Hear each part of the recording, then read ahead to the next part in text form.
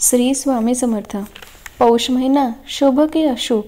तर अनेक वर्षापासून अशी मान्यता आहे की पौष महिना हा शुभ कार्यामध्ये वर्ज्य असतो। म्हणजेच अनेक शुभ कार्य या महिन्यामध्ये करत नाहीत। अनेक महत्त्वाची बोलणीसुद्धा या पौष महिन्यात करत नाहीत। नवीन व्यवहारसुद्धा या महिन्यात करत नाही। पण खरंच हा पौष महिना इतका अशुभ आहे का?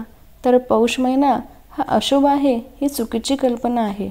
कारण अनेक धर्मशास्त्रकारांच्या अभ्यासानुसार पौष महिना अशुभ असल्याचे कोणतेही शास्त्रीय कारण नाही। ही केवळ एक खुळचट कल्पना आहे।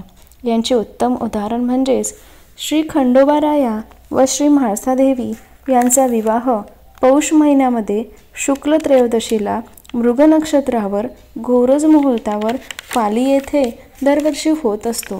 म्हणजेच जर का देवांचे सुद्धा यावर्षी लग्न समारंभ होतात, म्हणजेच जनसामान्यांना सुद्धा हा महिना शुभच असेल। तसेच वास्तुपूजन व गृहप्रवेशाला सुद्धा हा महिना शुभ आहे, अजिबात अशुभ नाही। पण जे शुभ मुहूर्त आहे, पण या महिन्यामध्ये जे शुभ मुहूर्त आहे तेव्हाच वास्तुपूजन व गृहप्रवेश करावे। पण मुख्य घराच्या बांधकामाला या महिन्यात सुरुवात करू नये। पण आधीच चालू असलेले बांधकाम थांबवू नये। या महिन्यात आपण घरात फर्निचर करू शकतो, छोटे मोठे काम करू शकतो, अनेक नवीन गोष्टी करू शकतो। या संपूर्ण महिन्यात आपण घर खरेदी, दागदागिने सुद्धा खरेदी करू शकतो।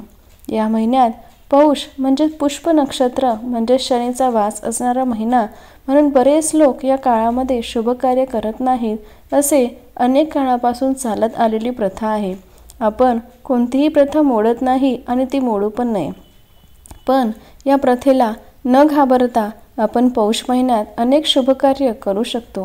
परमपूज्य गुरुमाऊली सुद्धा सांगतात की पौष महिन्यातील शुभ तारखांवर आपण आपली कार्य पूर्ण करून घेऊ शकतो। हा अशुभ नाही। ही माहिती तुम्हाला कशी वाटली ते लाईक आणि कमेंट करून नक्की सांगा। धन्यवाद।